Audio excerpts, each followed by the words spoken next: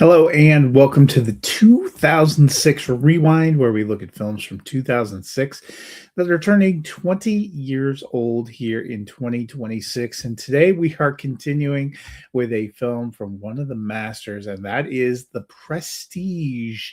This one coming from Christopher Nolan. This one following just a year after he rebooted the Batman franchise with Batman Begins, which turned 20 last year.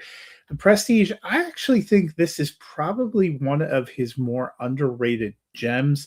You can tell it kind of comes right in the run of Batman films. Christian Bale is in this one as well. So is Michael Caine, but you have Scarlett Johansson, Piper Perabo, Rebecca Hall, David Bowie, Andy Serkis, and Hugh Jackman. This really about a pair of rival magicians and a big twisting story that has a lot of uh, fun reveals and fun moments and a pair of really good performances between Jackman and Christian Bale. I really like Michael Caine in the supporting role here. The cast is great. The look is great. There are a lot of fun notes. I think this one gets a little lost to time just because of where it dropped. You know, it was a couple years before The Dark Knight, which is probably one of his most talked about films. It never really got the big cult following of a film like Inception. And for me, The Dark Knight and Inception definitely higher films. It didn't have the kind of legs of Dunkirk or of an Oppenheimer.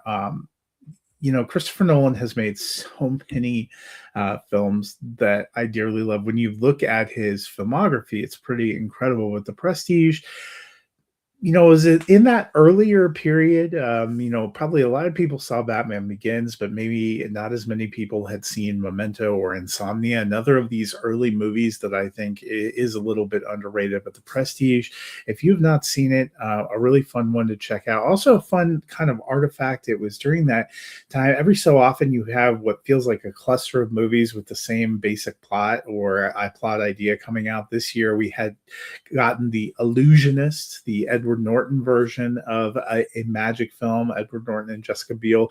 This was obviously the superior one. I think it's the more lasting one. Definitely one to check out if you haven't seen it. Some great visuals, great performances, and a great early period Nolan film.